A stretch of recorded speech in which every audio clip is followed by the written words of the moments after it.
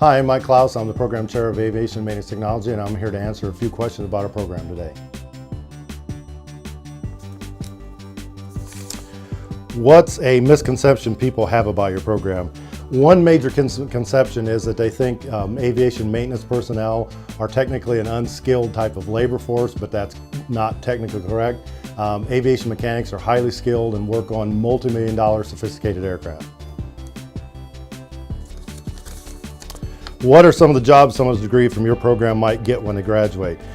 There's several job opportunities in this aviation industry currently. You can work for commercial airline, there's corporate aviation, you can work in general aviation. Crop dusting is a new emerging market where mechanics are desired and needed to maintain crop application equipment.